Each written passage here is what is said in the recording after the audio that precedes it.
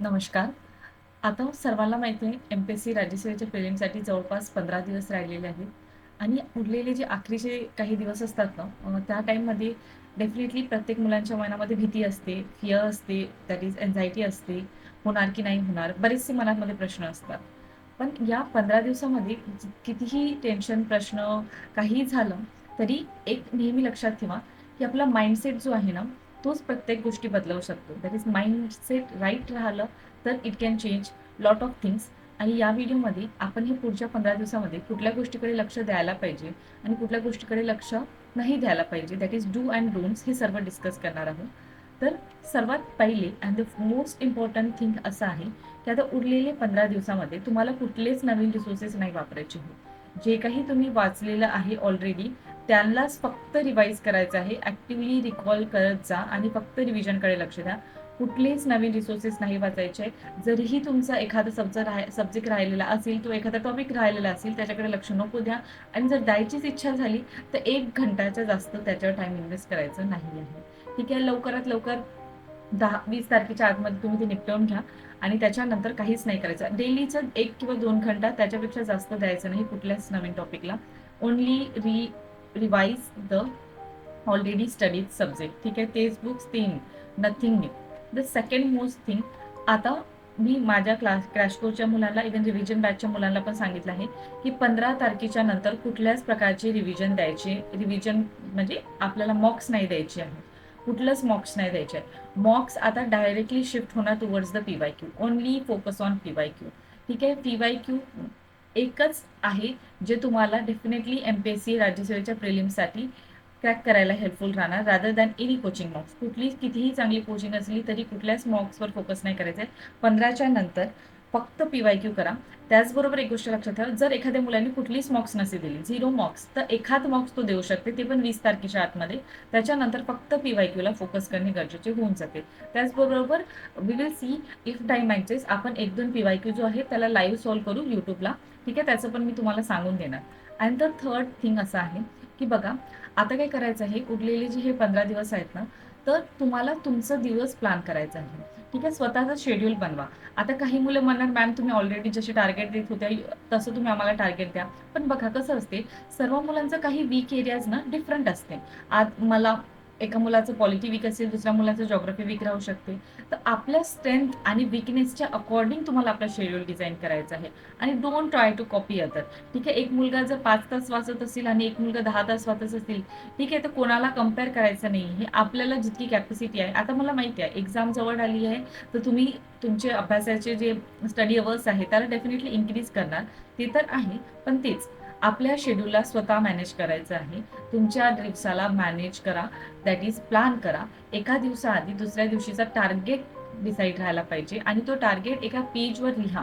ठीक आहे, की तुम्हाला XYZ पॉलिटीमधले 5 लेसन कव्हर करायचे लक्ष. आणि मग आपल्या जॉग्राफी सोबत सोबत करत असणार तुम्ही, तर जॉग्राफीमधले आपल्याला सपोज इंडियाची मॅपिंग करायची आहे, तर हे तुम्ही नोट डाऊन करा आणि त्या दिवशीचा टार्गेट तेव्हाच्या तेव्हाच म्हणजे त्याच पर्टिक्युलर डेला अचीव्ह करा.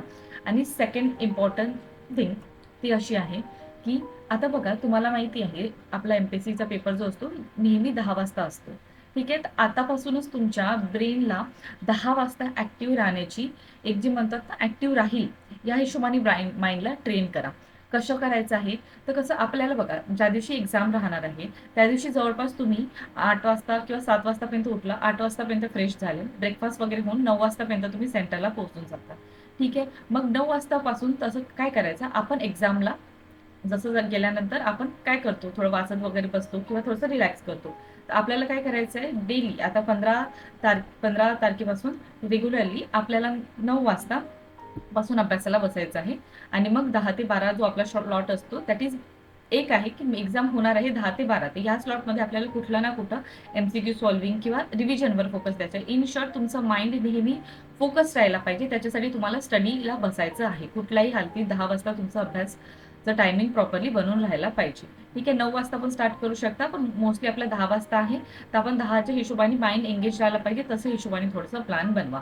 आणि एक गोष्ट लक्षात घ्या, सर्वांना माहिती आहे यावर्षी एक्स्ट्रीम एल वाली सिच्युएशन आहे, ही थोडंसं राहू शकते. म्हणून आपल्याला एक्झाम इन्व्हायरमेंटमध्ये प्रिपेअर राहणं गरजेचं होऊन जाते. म्हणून आतापासूनच माइंडला ट्रेन करा. लॉंग सिटिंग अवर्सची प्रॅक्टिस करा. 2 घंटे आपल्याला 100% बसायचं आहे विदाऊट एनी. कधी बघा, आता फॅन तर लावणारच आपण, पण तेच आहे की थोडंसं लॉंग स्टॅमिना बिल्डअप करण्याची प्रयत्न राहू द्या 15 दिवसामध्ये. लास्ट मुमेंटसाठी काहीच नको ठेवा. नेक्स्ट थिंग बघा, आता काय करायचं आहे तुम्हाला, तुमची प्लॅन जो आहे किंवा तुमची जी स्ट्रॅटेजी जो आहे की कशा हिशोबाने पेपर सॉल्व्ह करायचा आहे त्याला प्रॉपरली चॅनलाइज करायचं आहे. इव्हन तो सीसॅटचा पेपर असो की आपला जीएसचा पेपर असो. तर बघा, इन जनरल कसं असणार आहे, तर बघा कसं आहे आपला जनरली बघलं तो गुड स्कोर काय येते एमपीएससी मध्ये प्रिलिम्स क्रॅक करण्यासाठी अराउंड 120 प्लस, तर आपण 120 कन्सिडर करू. तर बघा आपल्याकडे कुठले कुठले सब्जेक्ट आहेत, इको आहे, पॉलिटी आहे, मिडिवल हिस्ट्री आहे, जिओग्राफी आहे आणि सायन्स आहे. ठीक आहे, हे 5 सब्जेक्ट ना आपले कोर स्टॅटिक सब्जेक्ट आहे. जवळपास या सर्व सब्जेक्ट्समधून ना similar amount of questions MPSC विचारतो. तर या सिमिलर अमाऊंट ऑफ क्वेश्चन मधून आपल्याला जवळपास घेतलं 50 प्लस प्रश्न डेफिनेटली राहणार. ठीक आहे, तर या 50 प्लस प्रश्नामधून जवळपास आपले 35 प्रश्न 100% बरोबर राहिले तर आपले 70 मार्क्स ते येऊन जाणार. ठीक आहे, आता याच्यामध्ये पण तुम्ही बघा, याच्यामधले कुठलेही 4 सब्जेक्ट तुमचे स्ट्रॉंग एरिया राहायला पाहिजे आणि एका सब्जेक्ट थोडाफार वीक राहिला तरी चालेल, पण 4 जे आहे बेस्ट राहायला पाहिजे. म्हणजे जरी मी 15 प्रश्न आले एखाद्या त्या विषयामधून आपल्या स्ट्रॉंग एरियामधून, तिथले आपले 13 ते 14 100% बरोबर राहायला पाहिजे. इतक्या हिशोबाने स्ट्रॉंग राहायला पाहिजे. आता उरलेले विषय काय आहेत, उरलेल्या विषयामध्ये आपला एन्व्हायरमेंट येतो. ठीक आहे, आपलं मिडिवल आणि अँशियंट हिस्ट्री येतो. ठीक आहे, त्याचबरोबर आपलं मॅपिंगचं थोडंफार सेक्शन येऊन जातो. ठीक आहे, आणि आपलं करंट अफेअर येतो. याच्यामधून आपल्याला माहिती आहे रेस्ट ऑफ 40 अराउंड जवळपास प्रश्न घेऊन घेऊ आपण. ठीक आहे, 40 प्लस क्वेश्चन येतात. तर याच्यामधले आपले 25 प्लस जवळपास बरोबर राहायला पाहिजे, म्हणजे 50. 70 आणि 50 तुम्ही कॅल्क्युलेट करू शकता, जवळपास आपलं 120चा स्कोर बनतो. तर हे एक प्लॅन तुमच्या मनात डेफिनेटली राहायला पाहिजे की बेस्ट ऑफ 4 आपले कुठलेही चांगले स्ट्रॉंग एरियाज बनवून ठेवा.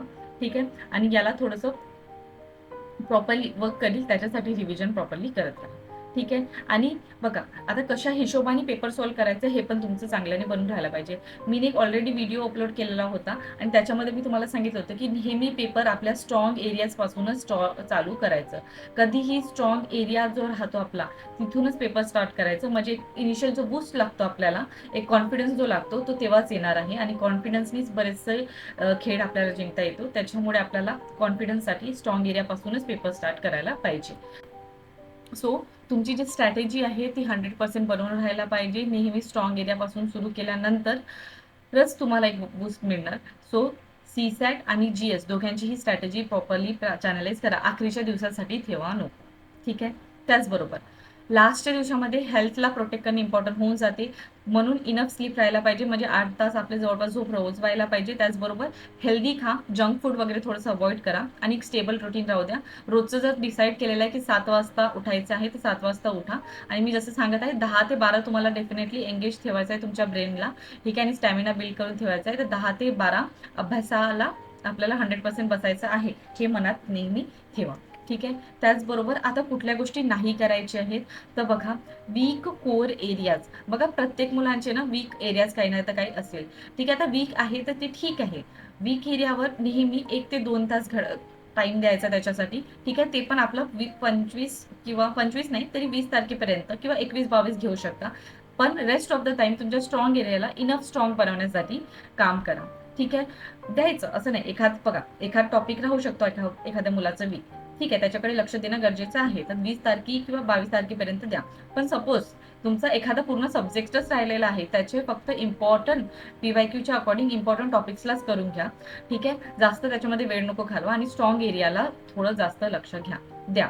आणि त्याचबरोबर सेकंड मोस्ट इम्पॉर्टंट थिंग, काही मुलांचं सीसॅट वीक राहू शकते, तर थोडं सीसॅटला एक्स्ट्रा टाइम देऊन अभ्यास करत जा. पण बरेचशा मुलांचं सीसॅट इझिली निघून जाते, म्हणून मी सीसॅटला तितकं भर नाही देत, कारण की सीसॅट लहान मुलांच्या एक्झाम सारखंच येतो, काही तेवढं टफ राहत नाही. ठीक आहे, हे एक झालं.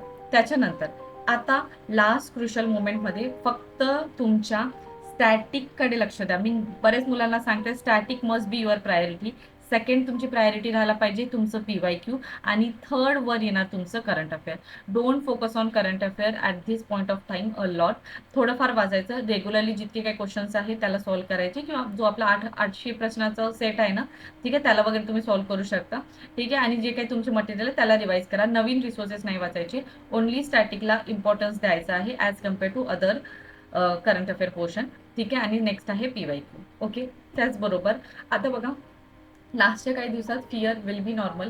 फक्त आपल्याला मॅनेजमेंट करणं हे खूप रेअर आहे. खूप मुलं घाबरून जातात. ठीक आहे, पण बघा कसं आहे, आता अखेरच्या दिवसांमध्ये ना तुम्ही सर्वांनी बरेच अभ्यास केलेला आहे. ठीक आहे, तर थोडंसं ना तुमच्या स्वतःवर ट्रस्ट ठेवा. Trust your work. ॲक्शनकडे लक्ष द्या. ठीक आहे, एक्झिक्यूट करा तुमचं जे काही शेड्यूल तुम्ही बनवत आहात. ठीक आहे, आणि ॲक्शन एकच आहे, प्लान आणि त्याला एक्झिक्यूट करणं. ठीक आहे, बघा लॉंग टर्मसाठी विचार नको करा. ठीक आहे, पुढे जाऊन काय होणार, माझं प्रिलिम्स निघणार की नाही, कट ऑफ किती जाणार, XYZ कडे लक्ष नको द्या. तुमचा आता मेन फोकस राहायला पाहिजे की उद्या, दॅट इज आज मंडे आहे, तर ट्यूजडेला मला काय अभ्यास करायचा आहे. आता ज्या दिवशी ट्यूजडे येतो, ठीक आहे, त्या दिवशी एका तासामध्ये मला एक संपवायचं आहे, दुसऱ्या तासामध्ये दुसरं, म्हणजे जस्ट 1 बाय 1 अवर, म्हणजे तुमचा जो टार्गेट आहे जस्ट त्याच्याकडे फोकस करा आणि फक्त नेक्स्ट डेकडे फोकस करा. हेच तुम्हाला डेफिनेटली हा जो 15 दिवस आहे त्याला प्रॉपरली मॅनेजमेंट करण्यासाठी हेल्पफुल राहणार. Only focus on next day, don't focus on a long term goal for this 15 days. ठीक आहे, जस्ट फोकस नेक्स्ट डे तुम्हाला काय करायचं आहे. आणि तुमच्या मनात काहीही भीती असेल तर डेफिनेटली कमेंटमध्ये सांगा, मी तुम्हाला त्याला कसं रिझॉल्व्ह करू शकतो त्याच्याबद्दल उत्तर देते. So trust on your self, आणि मी आहे इथं तुमच्यासाठी. ठीक आहे, कधीही काही हेल्प लागली तर डेफिनेटली मला कनेक्ट करा. आणि सर्व मुलांना ऑल द बेस्ट.